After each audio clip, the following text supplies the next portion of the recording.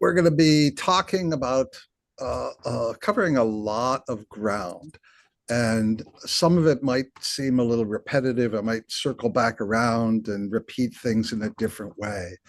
The concept is just talking about general pressures and then the growing, increasing pressures and demands on libraries.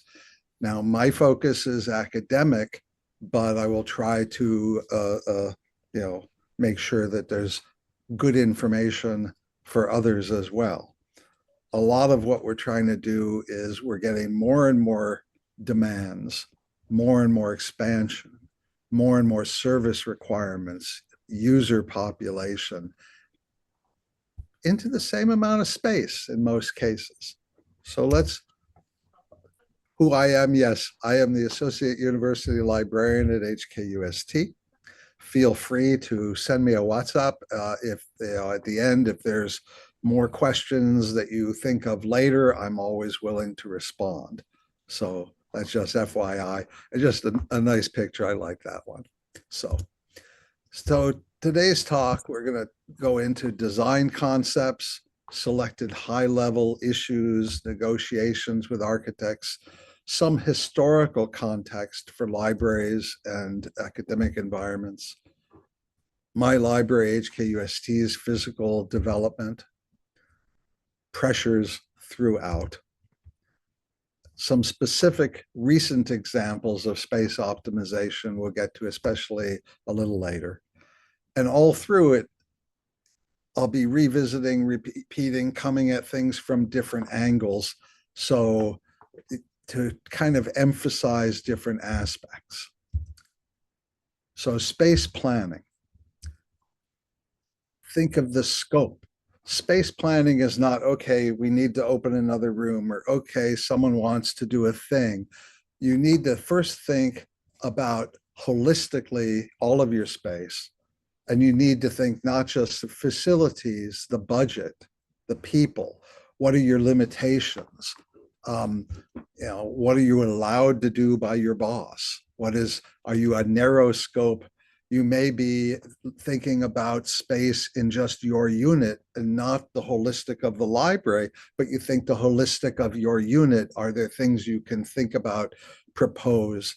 Just because you're in one small subset of your library doesn't mean that you can't engage in some thought development, space plans, coming up with ideas within your constraints, or even to pitch up to senior management for ideas.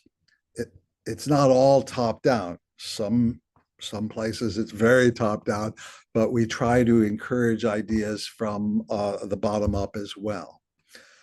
I come from an academic perspective.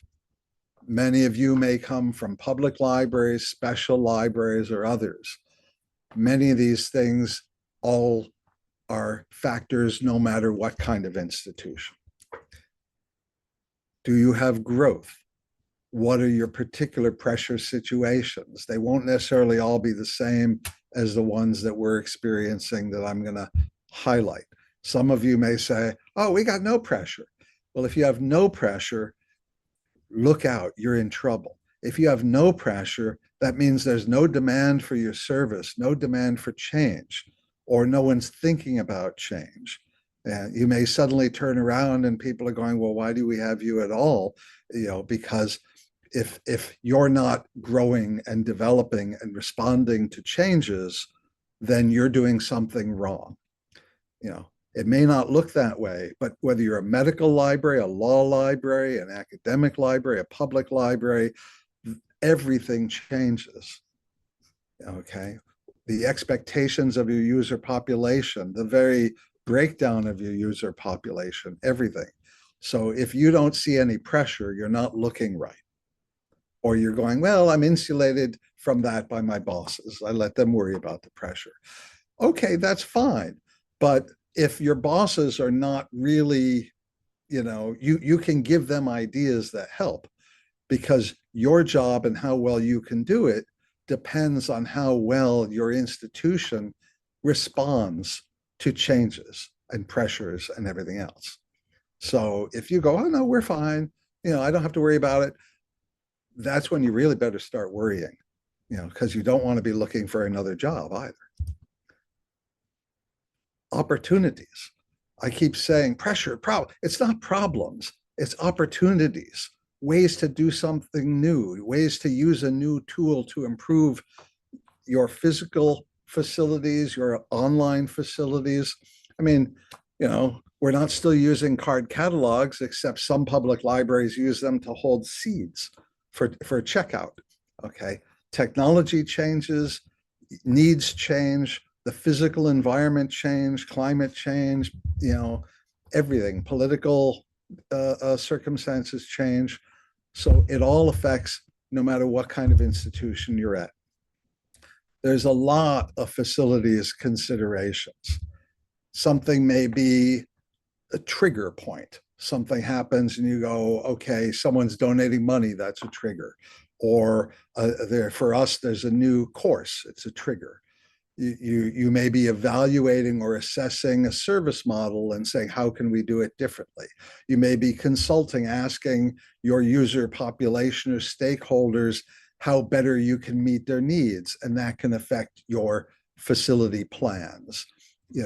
Integration, divergence, how you want to do things, how your style of space, is it coherent? Do you have a logical reason for designing physically the way you do, looking the way you do? Is it time to make a change? Whatever change you're making, does it fit in with what you want, or do you want it to be radically departure? So style and environment is part of it. Cost is always a factor. Demand and need is a factor. Signage, people always forget signage, other than at the end slapping signs on everything. That doesn't work. Signage itself is its own coherent facility issue. It's, you can look at it as how people find out where you are, how people find out wayfinding, how to move around within, where's the toilet, where are the books, where's the people. But it can also be the whole viewpoint of, if you don't tell people what you're doing, you might as well not be doing it. So for a public library, it's very important. The signage includes, in the broad sense, your web presence, how people you discover what you have available. So everything, relating to that. Think broadly, think new ways of looking at things. Existing space may be repurposed. For instance, we used to have a very large room devoted to our course reserves, because every academic course and every professor had books that they needed to be taken off the shelves and put on special limited shelves. People would go to a different counter to check out a book for that course on a 2-day loan. We still have a little of that, but 99% of that is online. So that large space with the shelving and the big counter just for course reserve wasn't needed anymore. So that's an opportunity to repurpose space. So have ideas in advance on, if an opportunity comes up, if something, it's like, hey, there's a space and someone says, maybe we can do something else with it, have ideas ready to go. Otherwise, other people will have their ideas. Maybe they'll be better than your ideas, but always have your own ideas. Always remember, in any design, you have legal issues. Okay. Fire exits. I think we're all a little sensitive to that at the moment, hopefully. But it always matters. There are also changes in the law. Accessibility. Can a wheelchair come and maneuver around among your physical space? Okay. How hard is it to open a door? In some jurisdictions, there's a foot-pound pressure issue, and if it's too hard to push the door open, you're in violation of a regulation. That's not as tight in Hong Kong, because if it were that light, the typhoon would just pull the door open, with the air pressure differential. So different environments, different physical locales, whether you're exposed to the outdoors or inside a building, will have factors. And and you have to update your space for updates in governmental regulation, legal requirements, etc. So keep all that. Collaboration, developing partnerships. Maybe you don't want any. A law library, are they going to develop a partnership? You know, probably they would, maybe with another law firm. You know, is it a physical collaboration? Are you working with an outside firm on a design plan? This is a very broad area. There are a lot of, always be open to opportunities, not just for sharing space, but someone going, hey, you know, maybe we can help you out to improve one of your services. There are some libraries where a public library or an academic library, I know one in Hong Kong has a space in their library where some of the equipment is provided by commercial companies who help support the use of that equipment, and they get certain benefits. You know, I don't remember all the details, but basically they have provision of new services and new space partially funded and with student support funded by industry, because these are opportunities that are available, maybe more available to an academic library than a public library, but there, look for opportunities always. Politics and funding. Always be aware of the politics, whether it's institutional politics, governmental politics, all of these matter. How people perceive, how the general public or how your user stakeholders perceive your institution and its value and its service is in large part a function of politics. I don't mean elections and legislature, politics in the broader sense of people negotiating and understanding with each other. And then funding, it may or may not be tied to the political. For us, it's heavily tied to the government and the university grants committee and the research grants committee and donors and things like that. Okay. But we just got a donor getting a named space, and that paid for a renovation of that space, making it freshened up and looks quite nice. And they had all these ideas. We said, no, we don't want that kind of furniture because that doesn't fit our service model. But you know, you collaborate, work together, and they get a benefit, we get a benefit. So look for other opportunities. Always plan, work with other people on plan. Always promote. I mentioned it before in the signage. If you don't tell people what you're doing, they can't discover it, and you might as well not be doing it. So promote what you do. And if you're thinking of doing something new, a new facility, a new design, new action, you know, promote that to get feedback and to involve other people. Don't just keep it and go, okay, hi, here's our splash. Experiment, try something out, let it fail.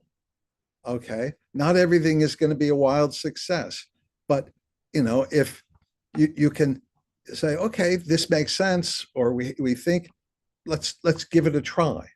You know, don't blow money, don't waste money, you know, but know that, you know, losing a little bit of money on trying something out, and it's like, okay, it's a learning experience. How can we do, you know, refine it a bit, or okay, let's do something different with that, and we learn something.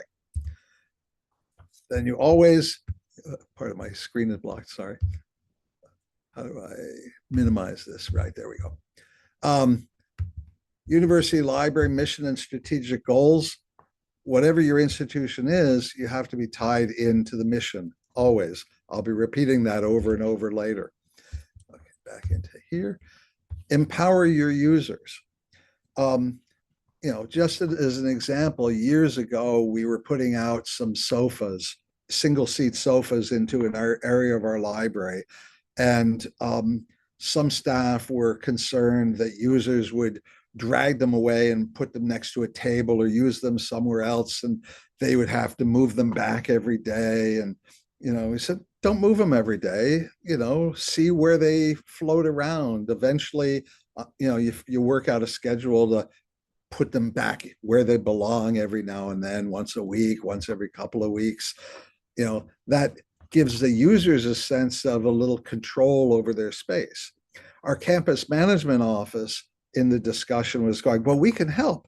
we can prevent the users from doing it. We'll just chain them into their, so they can't be pulled more than 2 feet away. And I said, but what kind of message are you sending if you chain the furniture down?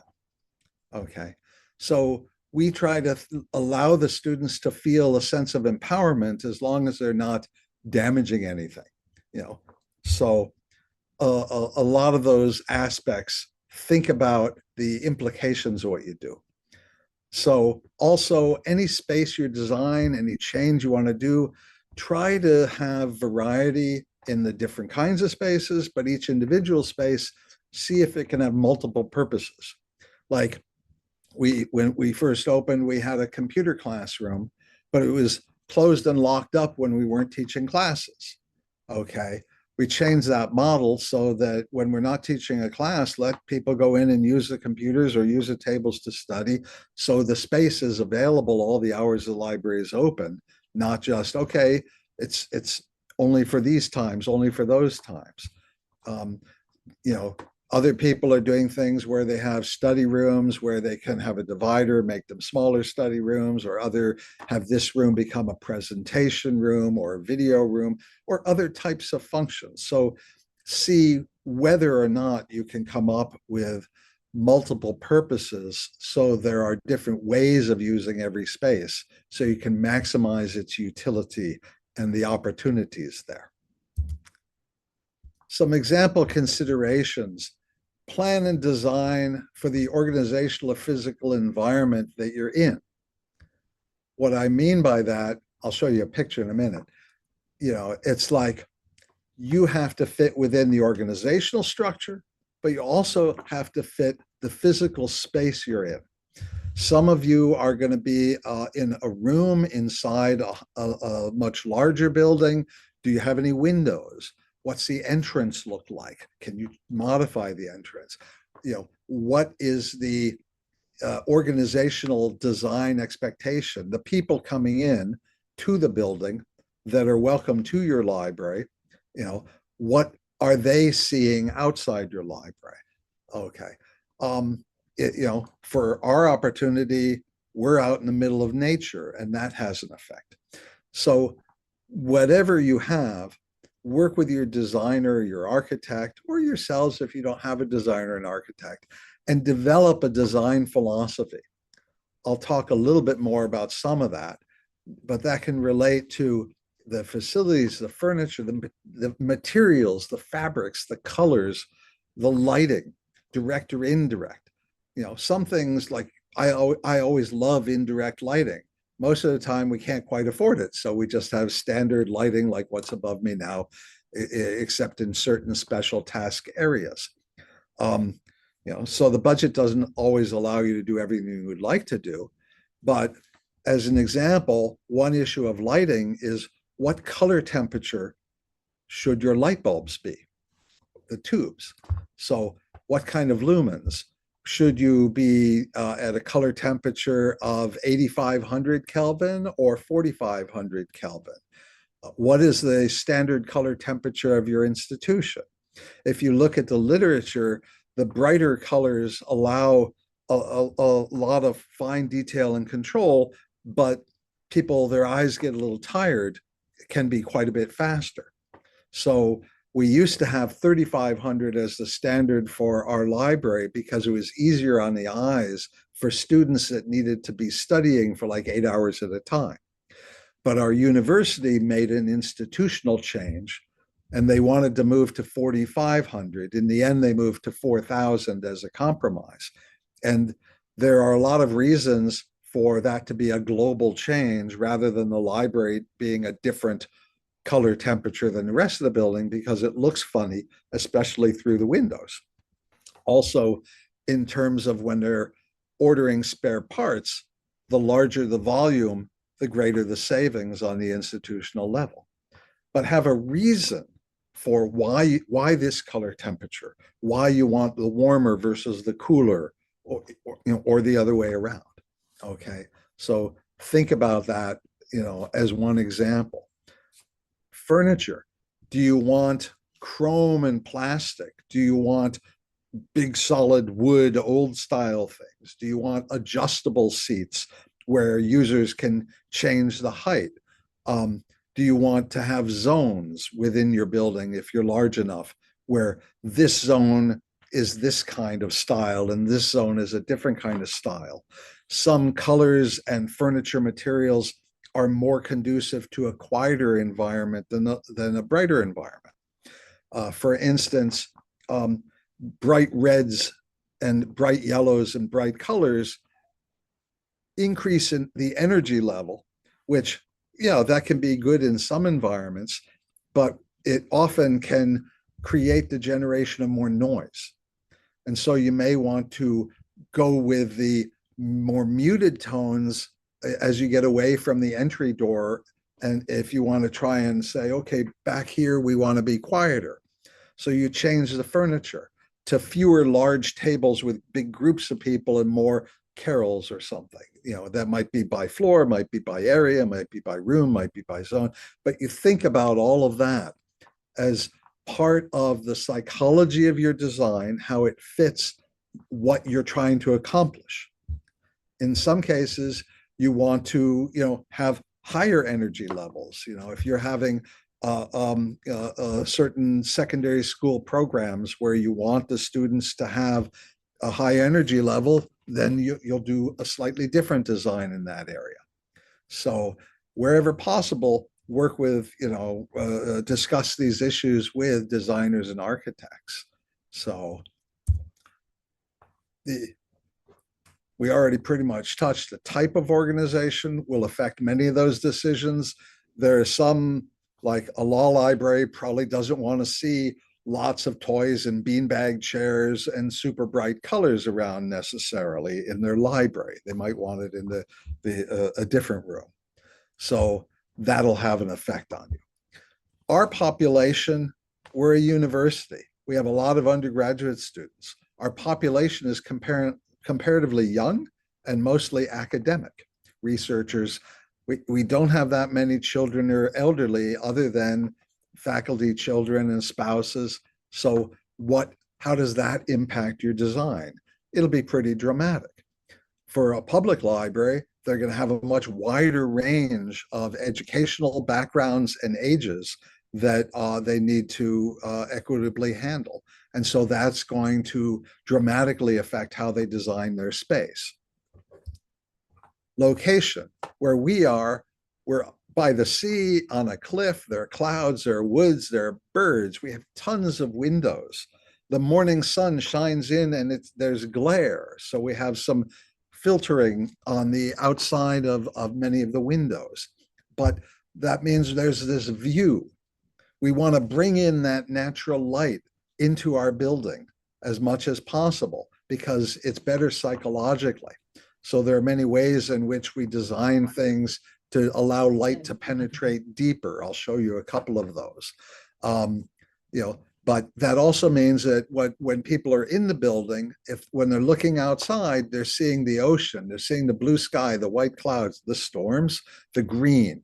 So we made a design choice of using woods and nature colors rather than lots of chrome and neon and things. So we had a lot of nature colors to make that connection. We designed some physical spaces like to look like trees instead of normal pillars and things like that.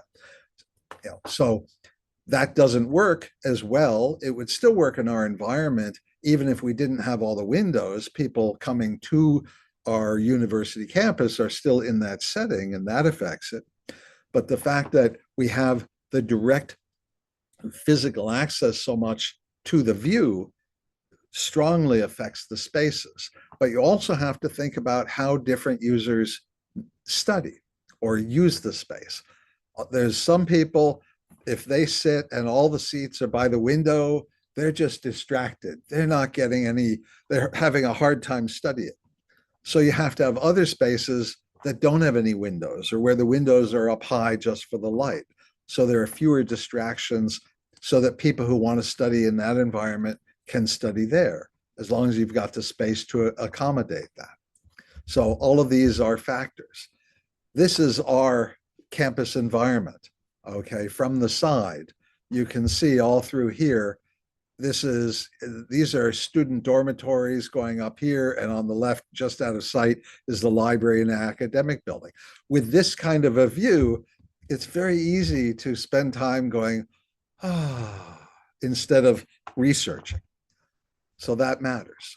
But it also matters for bringing in the light and having the color.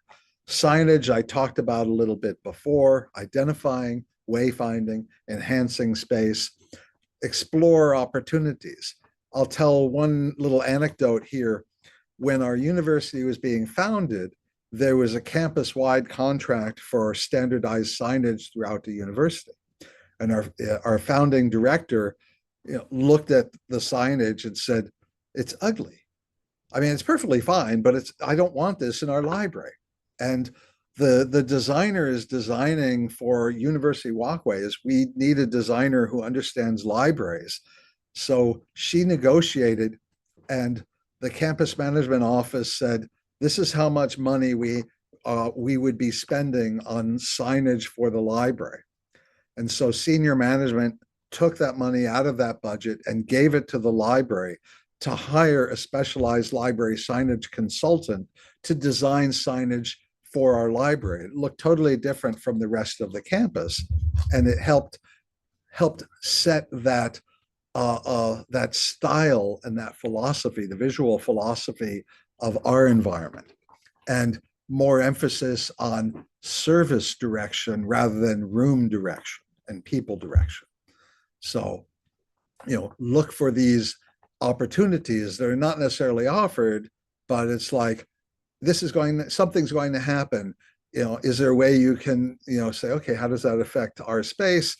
Is there a better way to do it? Can we maybe get a little more control over something? So you look for different opportunities. Lighting and shelving orientation is a huge issue. And this was a real frustrating thing for me when we were building the library. This, you can see the lighting, okay? You see it in here, and you see the shelving. Now, the lighting is directly over the walkways, or more accurately, the walkways are directly under the lighting. A better way to do it would be to have one at 90 degrees from the other, okay? So that if the shelving actually went side to side, you could space it however you wanted and still have enough light in the walkways. Whereas if they're lined up the same like this, you can't widen any of the aisles. You have a fixed layout. And that's actually a little bit tight for modern wheelchairs, for example. So I went to, before this was built, when I saw it in the plans, I went to the architect and I said, instead of putting the lighting in this way, because it's a 1.5 by 1.5 meter grid, and it hadn't been installed yet, can we install it 90 degrees different so the lights would go this way? And he wouldn't do it. Now, we could have turned the shelving, but behind me, taking this picture, behind me are the windows and the ocean. And that brings in light, natural light that we want. If we put the shelving this way, there would be this long wall of books, and all the books on that side would be getting burned a bit from the sun. And anybody walking along would be in dark, long corridors, very long ones, with, a sense of darkness and unpleasantness. Whereas these, anyone walking through the shorter aisles, at one end there may be a wall, at the other end they can see, the ocean or the sea or study people. So we want the bookshelves this way. So we wanted the lighting changed. But the architect absolutely refused to make that change, even though it had no cost implication. I later found out why. That he wouldn't make the change because doing it this way looks good from the water.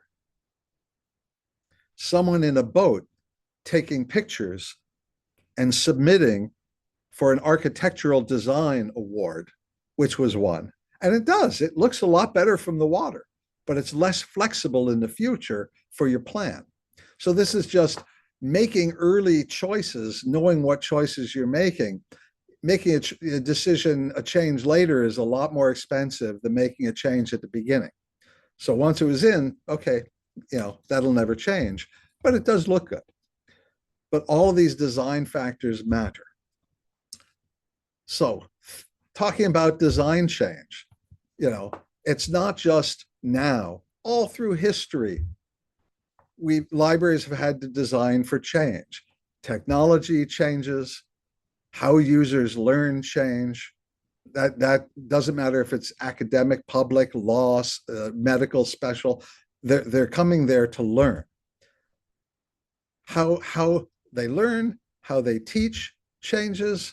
Society itself changes over time, and that affects your mission, that affects how you operate, what the expectations of the population. Population itself changes, can be very dramatic. There's real dramatic changes happening in Hong Kong, which we'll get to, that is a population pressure, a negative pressure. User expectations change rather dramatically. So one size may not fit all. Design for what you are trying to accomplish, for your specific needs and your budget, your strategic goals, your opportunities. Okay?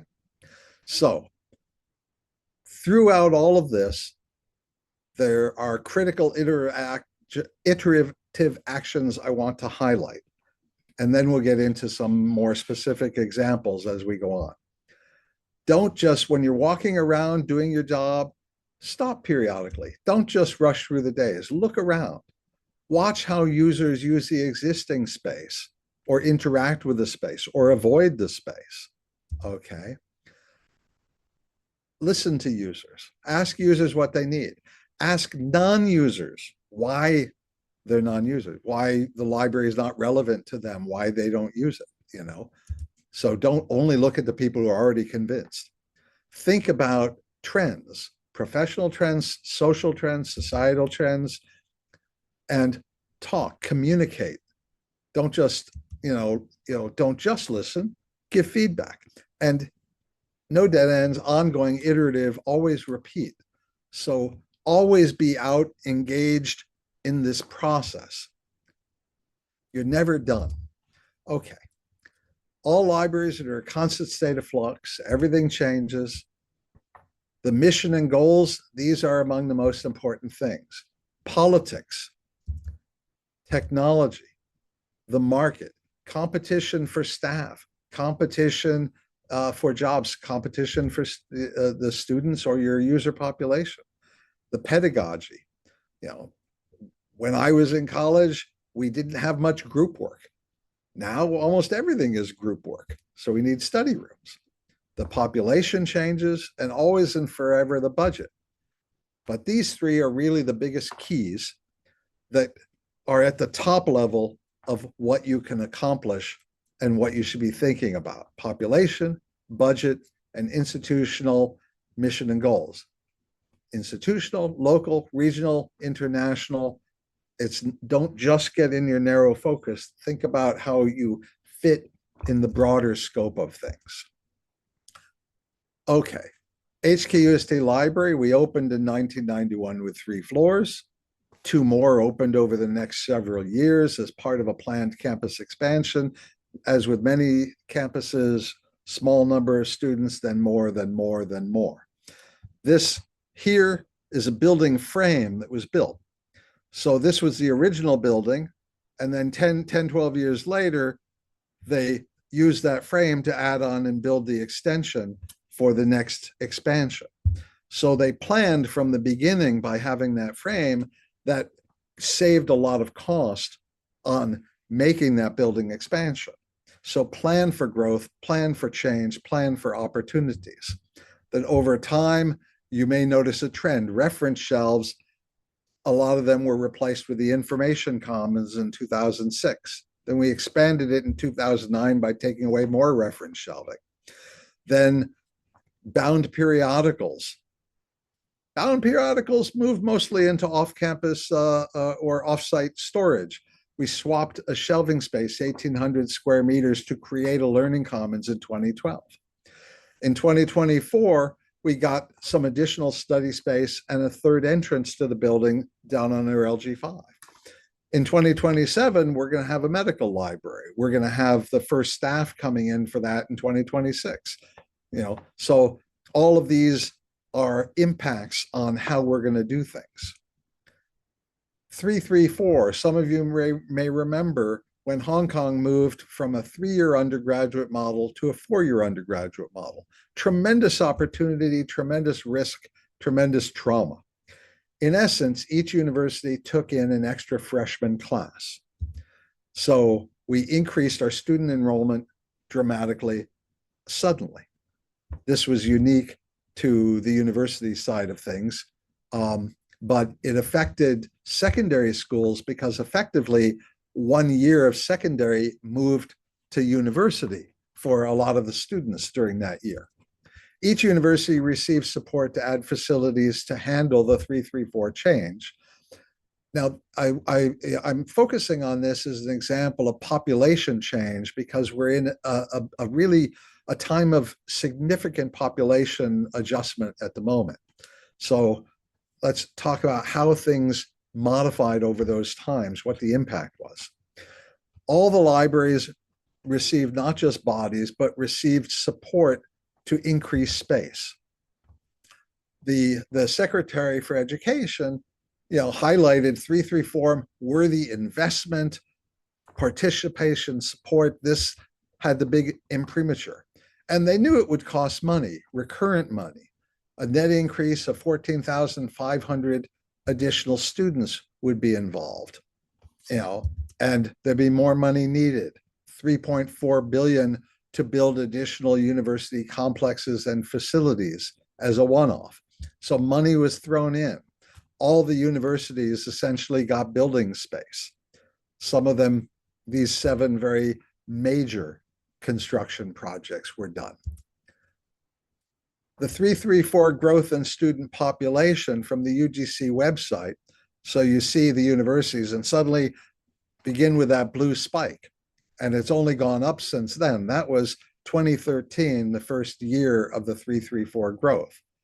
So we had that support for the space. Students after 334, 2017 and 2025, massively even higher. Numbers are not going down, a little bit over at CityU, but as a general rule, significant increases continued. So look at the net change in floor space from 2014 to 2024. Oh, we didn't get, after 334, we got the increase for 334 and the student population kept growing, but we didn't get more floor space in most cases. Hong Kong U and Poly U were able to make an argument. Poly U had a long-term argument that they were undersized and they were able to get a significant amount of space on a one-off, but their student population keeps growing dramatically. This is not, in 5 years we'll give you more. So the space growth is not keeping up with the student population growth. There's a complex formula the government has for how much space university libraries should have. It's around how many student equivalents you have and the PBVE, the physical book volume equivalent, for how much shelving space you're allowed. So it's like a CD is worth X amount, and a book, a journal, a videotape, all of these worth X amount. Okay. But the general category of equipment is not, there's just a much smaller. Equipment is more viewed as staff space. What about VR goggles or AR space? Or, that's not really, provided in the existing space provision calculations. And then they have all this full-time students and staff, the FTS, but that is not the same as the number of students. At UST, it's comparatively close. But if you look at some of the other universities, they have a lot of part-time students, whether it's HKU space or whether it's PolyU's programs or anybody else's. Some of the universities have tens of thousands of part-time students. So, but the number of students is not relevant to the provision of space in the calculations on how much they're allowed to have. It's the number of full-time equivalent. So they may have 20,000 part-time students, but that's comes out to like 5 or 6,000 full-time equivalent space. But full-time equivalents don't come in the library. Actual students come in the library. You've got 20,000 students looking to study. Just because they're part-time doesn't mean they're not coming to the library. So the space calculations don't always work, and that pressure keeps going up. In 2000, there was a governmental space allocation study, and they argued that UST had too much space. We raised some issues of study flaws. We also said, okay, we're going to have to start looking at what's not counted against that allowance. I'll come back to that one a little bit later as to what we did about that. So, some situations and actions highlighting all the pressures that affect us, or at least all the ones I had time to list in a slide. We're in Hong Kong. The homes are small. There's not a lot of study space at home. Most student hostels that were built up until a couple of years ago were not built with any study space. They would have a common room, but that's like a TV room and a game room, that kind of stuff. In the past 5 years, the newer dormitories, the newer hostels are built with some study space, and that helps alleviate some of the pressure on the library. But they can't study at home, so they can't study in the dorm too well, except in their room if their roommate is not being too noisy. And given the humid and hot climate during much of the study time, or the typhoon, or the brightness of the sun, it's not that common to study outdoors in the grass like it was where I went to college. And then for our campus area, we had some advantage of we were away from downtown, so we weren't getting a lot of walk-ins. We were mostly our own students. And so in 2016, the nearby village had a whole new building complex built. Basically, all of these low-rise buildings weren't there. They were opening up in 2016. This is called Mount Pavilla, some of you may know. Our campus is in the background, Taipei Village in the foreground. So effectively, the population of the village next to the university was about to double. And it was going to double with people who were more wealthy. There were more people with amas, more people with children, more elderly being taken care of. And so there was a concern that we'd have much more demand on people wanting to use our library as a public library. Because up until this time, we were able to be an open access library. We didn't have an entry gate. We allowed anybody to walk in. We could get away with that because there weren't that many schools nearby, and there wasn't a big population nearby looking for a place. Oh, send the kids over there, it's air conditioned, or oh, take the parents, let them go sit over there for the day, or this or that. We decided we couldn't accommodate that kind of growth. So you have to look at what other pressures are coming on your environment, not just within your institution. So we said, okay, given that, it's time for us to put in some gates. So before that, we didn't have the gates. Since then, we have the gates, and that gives us a lot more control of our space. We have to prioritize it to our own users, and other people, if they have a research need because we're academic, no problem. But so that's designing based on these other growing pressures that come up. So be aware of the unusual pressures, the changes in your area. In the 2020s, however, there's been a reduction in student numbers. So they estimated Form 1 students would drop a lot between 2025 and 2031. And in fact, just a couple of weeks ago, 15 primary schools were declared as not being able to enroll enough primary one students for this coming school year, meaning they won't be able to have primary one classes this fall. So on the one hand, we have increasing populations, but we have decreasing students. What's the impact of that on a university? If there's fewer Hong Kong students coming up, do we then have to plan for having, we're not going to need as much space for university students when they get there? Well, we've got the space, and there are always the other alternatives. Okay. So we'll get to what the alternatives are. Government political. The government did a space allocation study. There was also, at the same time, we're jumping back and forth. I said 2020's reduction in numbers. Jumping back to the 2000s, it's like, oh, you got too much space. That we want the public to have access to the facilities, including libraries. But 2010, we're increasing the student numbers. So again, we said, what's not counted against the allowance? Outdoor space. Building extension, when we built it, that 334, where that hook was built, we built a rooftop garden and 7 study terraces. So here we have the extension, and on this side, we built terraces, and up on the roof, we built these. So all of these spaces are where, if the weather is good, people can study out here, and it's lovely, and there's a great view. And none of this counts against us in the formulas. So think outside the box on what else you can provide. I will get back to the student population in a moment. So in the absence of space, our focus, we're not getting more space, but we're getting more pressure. Efficiency, optimization, repurposing, and responsiveness. Those are all the elements you saw. Other space pressures, the university level. From the time we opened to now, we kept having more students.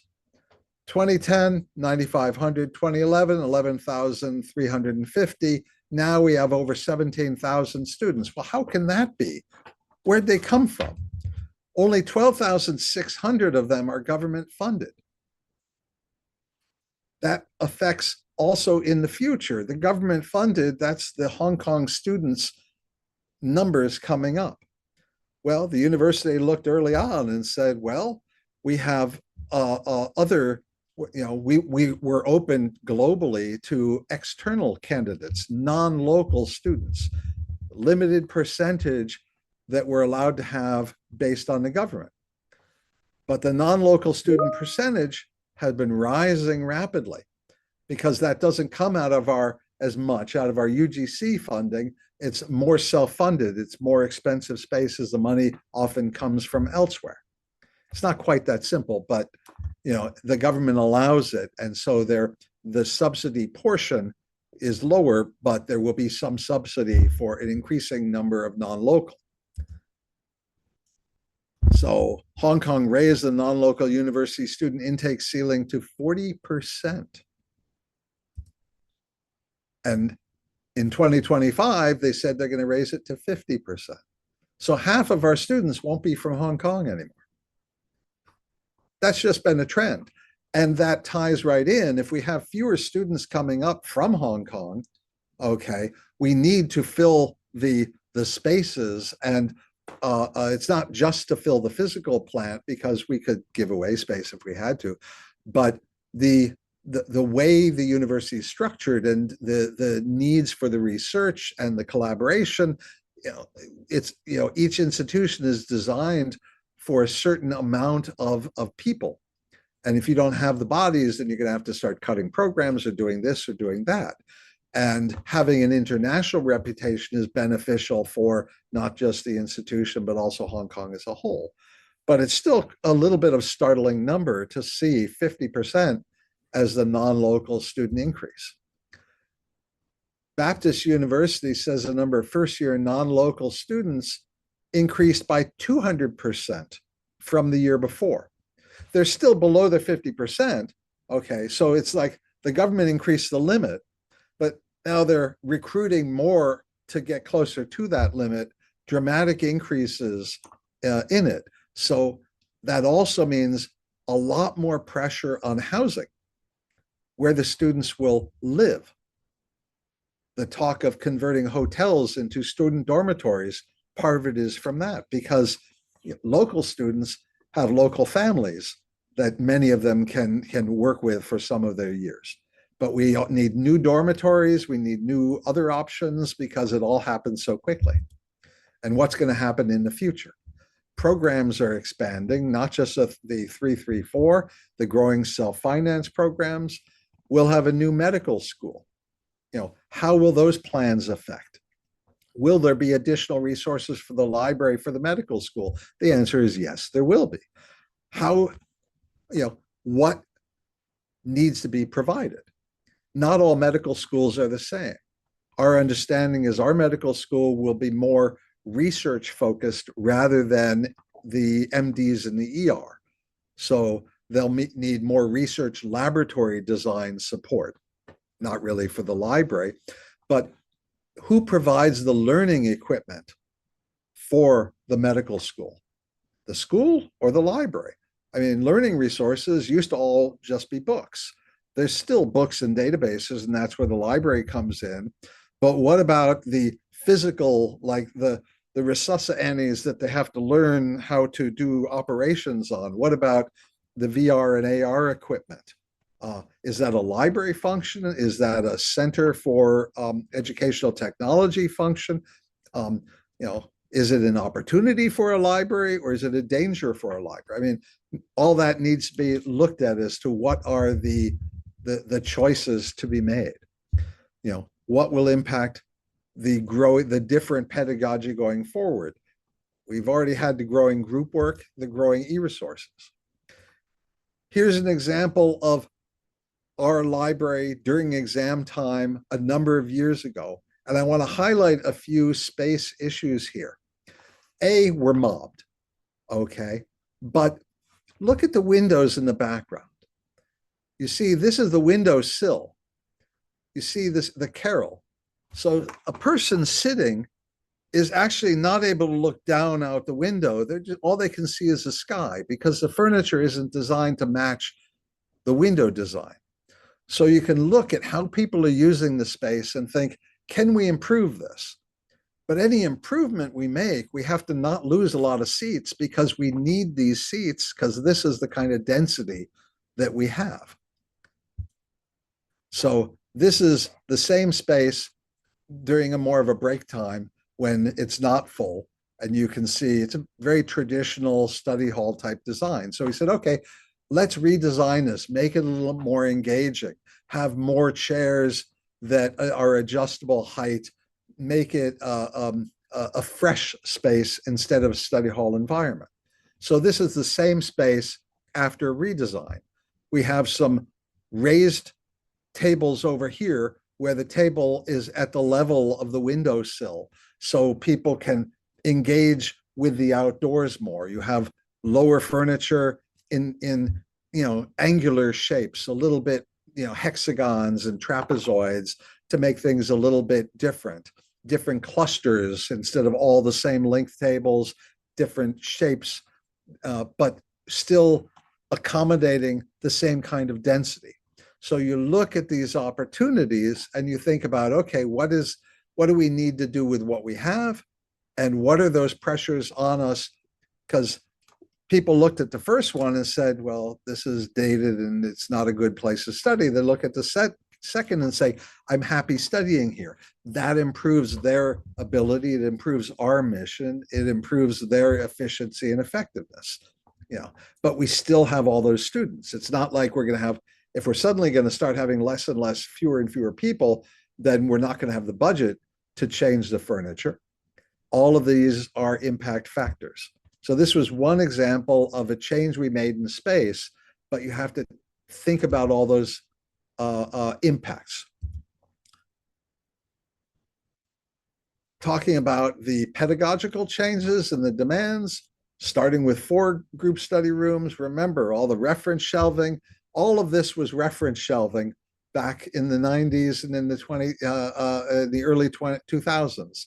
So things change, do this, things change, do that. The space swap.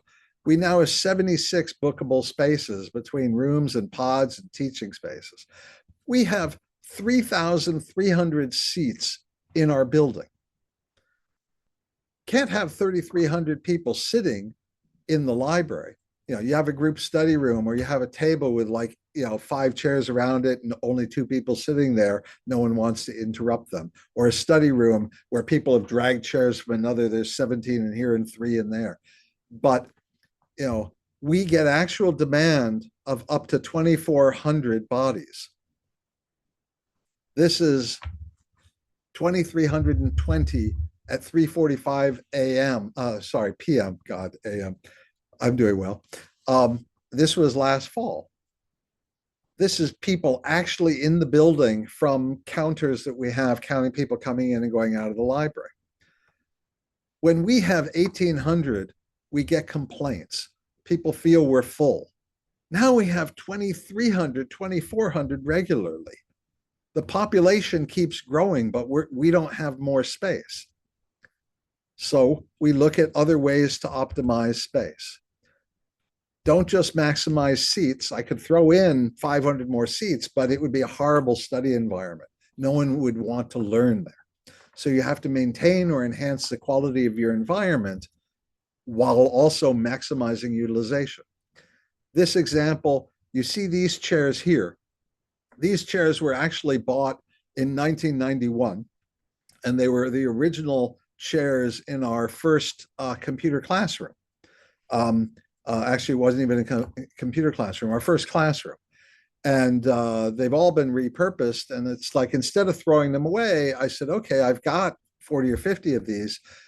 I'll just put them at the end of these ranges and see what happens. I didn't expect anybody to use them. They're actually in fairly high demand because people sitting here, when they look out that way, they can see the ocean, the windows, the view. It's kind of pretty. Yeah, if someone stretches their legs out, someone else walks by, hey, you're blocking me. But, look for where you can make a significant difference that is embraced by your user population with little to no budget. Try things out. If it didn't work, we'd move them somewhere else, but it did work. So we've left them and they've been quite effective. So reallocate or reprovision existing space is another thing. We already talked about reference shelving. That's more web-based. Most reference materials don't need to be separate. Bound periodicals, so all those moved to study space. Shelving moved. We bought some compact shelving, or actually we acquired some compact shelving from a fellow university library in Hong Kong that was getting rid of some, and we installed it. That allowed us to compress some of our shelving and free up some more user space. We converted over time most of our storage closets and storage rooms into group study rooms. That means we have very little places to store anything, but you have to think, what's your mission? Is it better to get rid of something rather than store it? And we want more space for the end users. I already talked about the physical course reserve and the repurposing. What we got there, this is a really interesting story to highlight. So we had the physical course reserve, time to repurpose it. I told you earlier we did it. What we did is we wanted to convert it into a gallery for our special collections, but we didn't have the budget. We never did get the budget. We got a donation. So the Kopoi Shun and the Chuchao Chamber of Commerce essentially gave us a donation to digitize some of our special collection materials and to renovate the space into a gallery environment. So you look for opportunities and partnerships. Remember, collaboration, partnership, budget. Look beyond the usual the usual choices and say, what can we do? How can we engage and have either a partnership or something where they get to put their name on something and be known as having helped this educational vision. We converted a gravel rooftop that was planned to that garden study that I showed you earlier.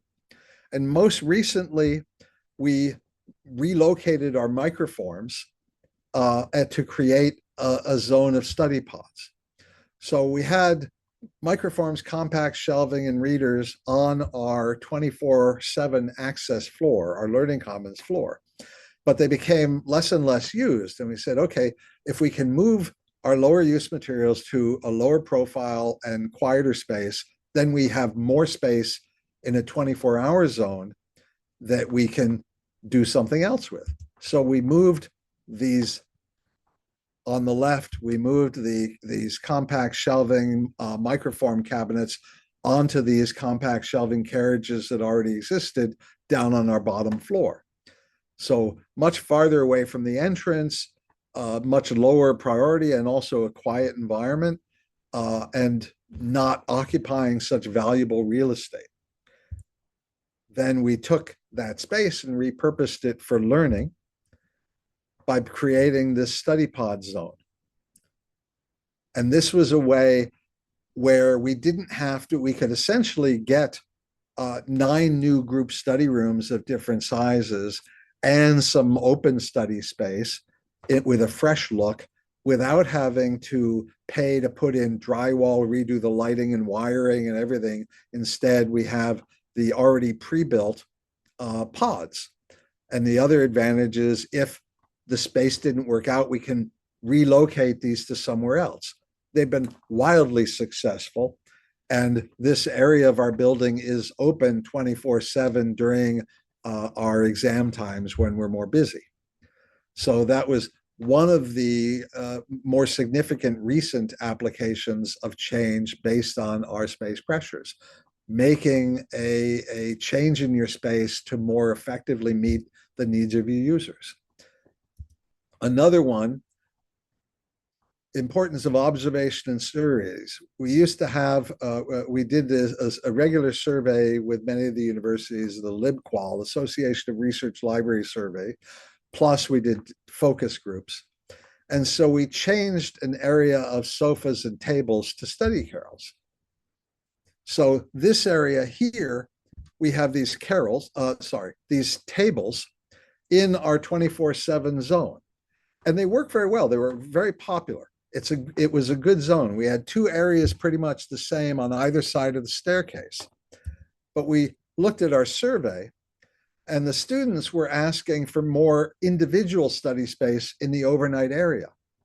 So in our Learning Commons, our 24/7, we only had tables and rooms. We didn't have any individual carrels. And so there was a demand, users going, oh, it'd be great if I could have, an individual study space, and so they want to like take a study room or something and only have it to themselves or something else. So we said, what about if we change these tables, move them somewhere else in the building, and, try putting in carrels there? So that's what we did. We modified that space to have carrels with the same number, roughly the same number of seats. So we didn't lose any study population capability, but suddenly the users had another choice in the overnight study. And these are, again, wildly popular. So there are things you can do without additional space. Look at the changing needs and what you can do to accomplish them.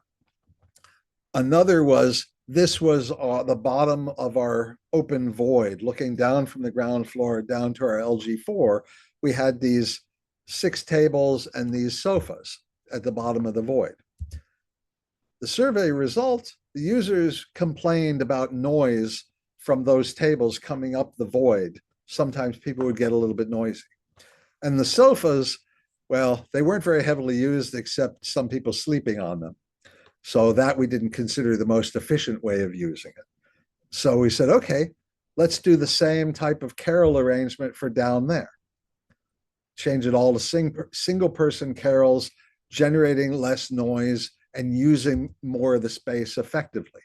So we made that change last summer, and it's again been very successful. And down there, the carols also have integrated lighting because remember, it's an open void, there's no ceiling. So just like the tables had to have their lights, the carols have them as well. But they're also a lot more energy efficient because this is a model little LED, and student can change the color temperature for their individual carol however they want. They have a lot of local control over the flexibility, and it's a physically flexible lighting element. So again, one of those changes. So in summary, keep exploring, keep querying. Don't just do something because it's cool or fun. What about users who are not currently being served? Collaborators, distant learner, alumni, secondary students. These are obviously things I think about from an academic perspective, but how it applies to non-academic, retirees, new immigrants. What is your population effort? Remember, the primary school, there's fewer and fewer students. Okay, so secondary schools have a much different pressure. To what degree are non-local students going to be in the primary? Only if people are moving to Hong Kong for jobs. The university, it's just the students coming to do a degree program. Very different pressure on public libraries if you're not having, if the population are not having children, that means the overall population may be aging more dramatically. That will affect what services are needed or demanded. It will affect what resources are available. What's the tax base? How much are libraries being prioritized? Are you making sure that you're positioning your library in front of not just decision makers, but the potential stakeholders, not just the people who currently use it, but the people who don't currently use it? You need them. Special, new language or culture, technology drivers, archives, distance learners. Think outside the box for non-traditional. This was a staff member at our university who would regularly come into the library and lay out all of their stuff and do these elaborate drawings on a library table. They never spilled their ink on the carpet. I mean, there were always those worries, but I said, hey, leave them alone. This is what the library is for. Don't just compartmentalize yourself in one expectation. Think beyond that into what are the needs of your user population and meet those needs. What is the overarching mission of your institution? So, do your plans meet the expressed or visible needs and desires of users and non-users? Always revisit the mission and strategic goals of your institution and update them. You may have to align them with those above you. There's always someone above you, whether it's the government, the international bodies, whatever. There's no substitute for actual communication with users and potential stakeholders. I took this drawing from an idea corner where students can grab dry erase markers and write on the wall or the pillar. And this was drawn by one of our students just taking a break from their other studying. And I said, I thought that fit the message of this section of the talk. So that pretty much ends it up. So you can ask me anything either now or later. So thank you. Okay. And I will stop sharing. Okay. Thank you, Ed. Yeah. So thank you very much for your insightful presentation. So we'll now have the questions from the audience. So please feel free to type your questions in the chat box or simply use the raise hand function if you'd like to speak up. Okay, let's have a look. Okay. Should I respond to some or? Yeah, you can Okay. actually, but at the moment it looks like There's a few. Have any question. Let's see. Oh, someone had to run off, and it's That's possible to okay. ask if the slides will be shared. Yes. Well, I will be providing the slides to HKLA. I'm not sure what mechanism HKLA has for sharing them. Yeah, we will sort out our end anyway. So yeah, thank you very So much for that. they will be made available one way or another. Yes, someone said that. When the HQ's library focuses on space optimization, what specific metrics are used to determine success? Um, there aren't any one specific or group. When you're looking at your space and coming up with your plan, you don't just think about success afterwards. Part of the plan is to determine how you're going to define the success of the plan. So you're going to have a proposal for a space change, and it's like, okay, what do you expect to happen? What are the key performance indicators or the learning outcomes or whatever you want to call them, depends on the context. So you have to say, this is what we expect to get out of it. And then this is what we did get out of it or didn't get out of it. This is what we learned from accomplishing or not accomplishing. Okay. So you don't wait until you're done to figure out. You have to establish your metrics from the start, and they can vary depending on the particular thing. So, for example, when we were redesigning that space on our top floor from more study hall type furniture, and we had the hexagons, etc., we said, okay, we have a variety of goals. We want it to look fresh and nice. We want to have furniture that's more adjustable instead of fixed. We want to make better use of the view in the windows.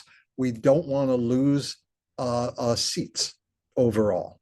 And we wanted to tie it into the rest of the building. So there's some in the carpet, there's some lines that physically, and there's some other interesting design elements.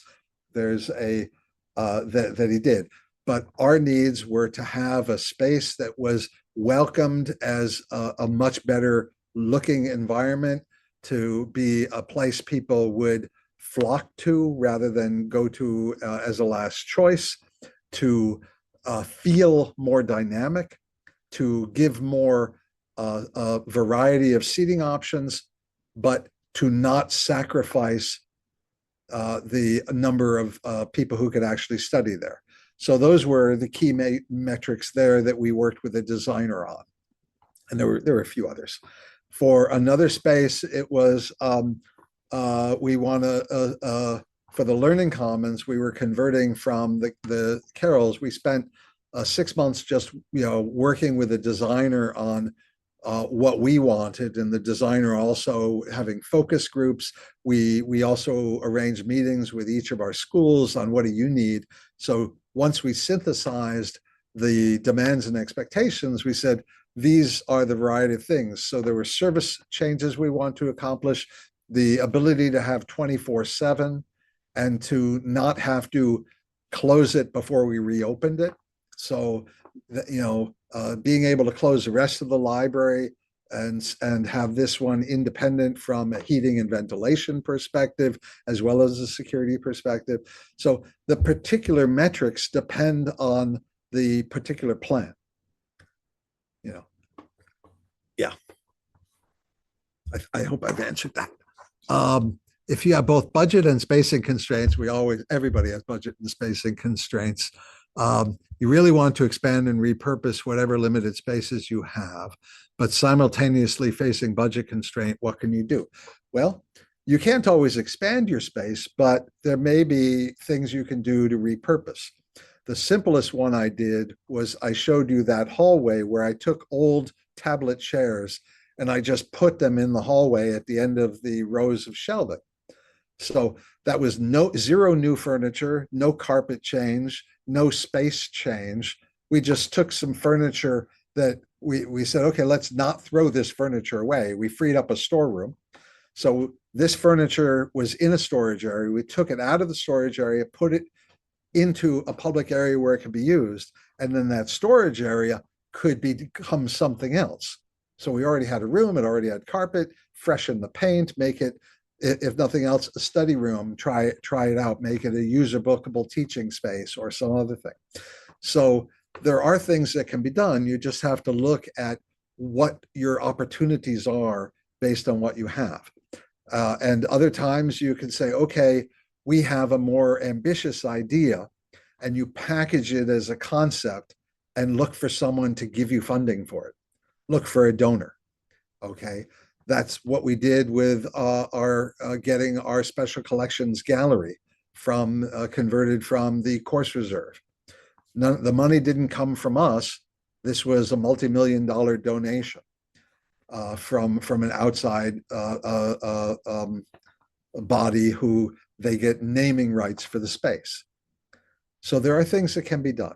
Yeah, you just have to look at what are you trying to accomplish, where could you accomplish, or forget what you're trying to accomplish and say, what's underutilized? Maybe there's something, it's like, we don't need to keep 15 years worth of back files of office files. We can, our document retention guidelines or anything over 7 years, shred it. Okay, does that free up a portion of space? Can we move some things out of here into consolidate some storage materials, put in some utility shelves, so a storage room is not just stuff on the floor, but we can have 2 storage rooms combined into one, frees up a storage room for some other activity. Or it can be, okay, there's nothing really we can do, but let's change the signage. If we can get a little budget to have some new signs, that have a brighter color, or to direct flow to more of our service units, or to more, just even having more welcoming frontage to say, hey, come on in, we got a great space. Those don't, those don't necessarily cost a lot of money, or just, upgrading some carpet, but don't do it quietly, do it loudly. Make people aware, hey, we're making a change. Look at this, try this out. Yeah. Okay. Besides regular library survey, what other user experience study your library? You can find more on our user engagement activities on the library website. We have a whole team that's expanding into user assessment, but we've been doing surveys, assessments, focus groups for quite some time. Especially when you have a facilities project, you want to engage the users to make sure you're meeting their needs. So when we were upgrading our research carrels, because they were starting to fall apart because they were getting 35 years old, I had focus groups with groups of postgraduate, groups of undergraduates saying, what do you need in a study carrel? Do you prefer wood? Do you prefer adjustable height chair? Do you need an electrical outlet? Would you rather have a USB port? I mean, these are prompts, but how much work surface do you want? Okay, what kind of things do you need to be able to do in it? What are our current ones not fulfilling for you? How can we improve?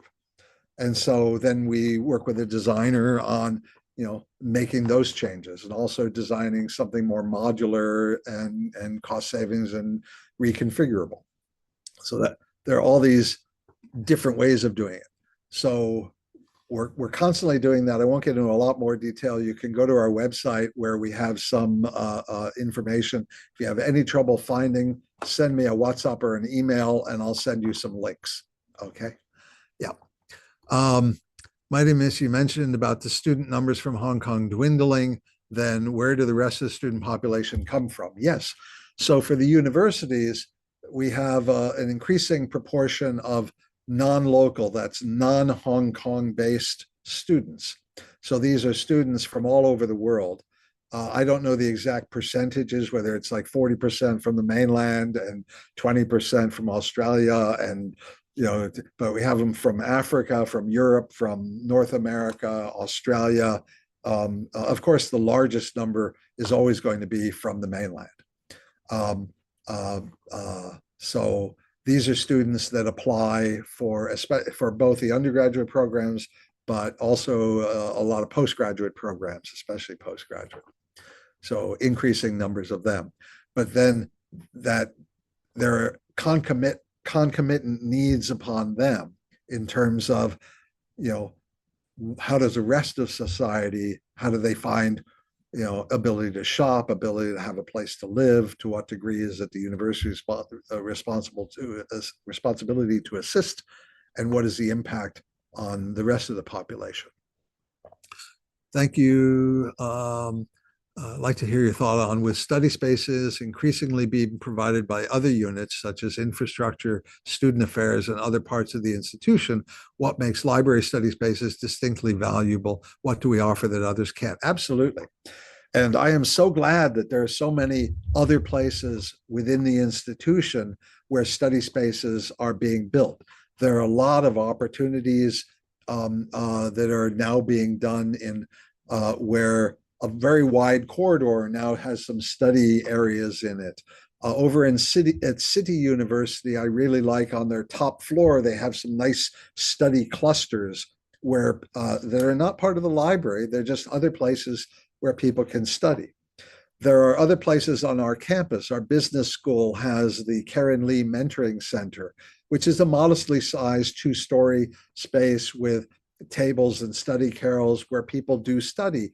And it works especially well for the business school because there are a lot of part-time students where they want to meet as the class group. But you'll find, and they can be right there contiguous. But the library is still the primary place that even they want to come to. You look at the numbers and you look at the occupancy, you look at the engineering commons, Sci-Home, you know, the other spaces and the more open spaces, we welcome them. They ease the pressure on population in the library. But the library is not just a study space, not just a study hall. It's a confluence of the information resources, the technical expertise and educational expertise of the librarians, the instructional ability of learning how to learn, learning about AI, learning about how to connect educational pedagogy, coordinating with other educational units, the Center for Excellence in Education at our university, et cetera. So we have the knowledge, the skills, the programs far beyond just the study spaces. Even if you just look at how information commons were initially pitched, that was one of the first developments of bringing computers in, okay, and displacing books. It's just another way of having the information, the expertise, the skills, and the instructional all in one package. And it doesn't all work as well online. It also works as a social environment and a social space. The so-called third space, the students love to come here, meet their friends here, and they can do their studying here, go back and forth to classes here, and do all of that. So there's a lot of advantages. But I love having all those other spaces on campus as well, because they don't always need to come to the library. If they just need a quick break between classes to have look something up, or over in some of the areas, and some of the other spaces develop different missions. Like the School of Science has a commons of their own, and they do a lot of programs there where they take the whole space, and it's not available for study right now because they're having a lecture, or they're having a science demo, or they're bringing in an alumni to talk about a program. Okay, we can incorporate some of that, but we're far beyond that. So that's meeting a different need and expectation. It's not at odds with us. It's complementary to us. I hope I've answered some of that. There are also opportunities. One of the things that I was pitching to be done with our Learning Commons was to have more other service units in the university physically located in our commons. That's very common with a lot of libraries. We have that. One of the zones in our learning commons is called the creative media zone. It has a graphics workshop, a production studio, video, audio, video editing suites, and it's not managed by the library. It's library space, but it's managed by the campus media technology and production. I'm butchering their name, but a different unit of the university that has that technical expertise. And so they staff that space and provide service provision of generating large things on plotters, doing AV work, doing production with green screen for MOOCs, all of that. So again, that's another service provision that's part of the library space, library service, but it's not provided directly by the library. It's a partnership. So there are other units that could also partner. The Career Center doesn't have permanent space within the library, but they book a whole row of about a dozen or so study rooms on a regular basis to have mock interviews for career counseling. So there are a lot of things being done by other units in our library. So it's, we're partnering, we're not competing, partnering and collaborating. I agree that students have little space to study. Oh God, yes. Also, some libraries are so small. Do you have any recommendations for those library staff to use the limit size to enhance services related to current technology, 3D printing, language learning zones, all of that? Look at how your space is currently devoted and how people are using it. Do you still have a large amount of space devoted to things people aren't using? You may not. And large is a relative term. So if you have 5 rows of reference materials, are those reference materials needed? Or do you have an opportunity if you have a lot of newspapers? Can you change your newspaper subscriptions to online so that people can access it on their mobile devices or on their own desktops with BYOD, or have a dedicated Carol or two, but also provide it where people have access from outside your physical structure and then free up a little space from there? Or you have the cleaning staff have, if they have 2 closets, is that too much? It may not be too much. They may need 2 closets for the amount of mess. I don't know. I'm just saying, look around at what space is used, how it's used. If something is only used for 5 or 6 hours a day, maybe that's not the best use for it.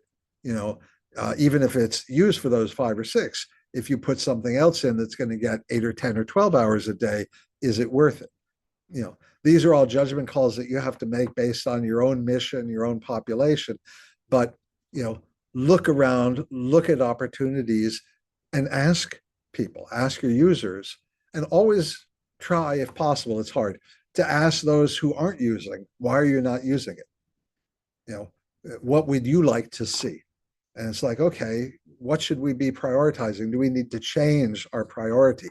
We want everything, can't necessarily have everything. Can more things be where we don't have it necessarily here, but we can loan it to you? Okay. Can we have programs to teach you? We can have some comparatively inexpensive VR headsets and some classes or some programs, mini seminars, and how to use them, but we don't provide a space where you use it in the library. You get to take it out somewhere else. Now, of course, they may not have anywhere to take it, in which case that might be a failure point. So you got to think about all of these. I don't have an answer for you, just to say, always look around, look at how things are being done. As I said earlier, stop, look, listen, talk, repeat. Don't just assume that, things have to be the way they are. Okay. Yeah, I think that's all. I can't see any more questions at the moment. But don't worry, you're welcome to contact us, the HKLA. If you think of any questions you have for Ed later on, just send us an email. So, great. So as a gesture of appreciation, our library association had prepared, a souvenir for Ed, actually ahead of today, Yes, right? And I obviously got it's it. a webinar, so our colleague Terry from HKUST has presented a little souvenir as I said, as a small gesture of appreciation for Ed's time and his generosity for sharing with us such insightful presentation tonight. So here we are. So thank you so much, Ed, for tonight's presentation. So before we end our session, we'd love to hear your thoughts. So what we have actually provided is an evaluation survey.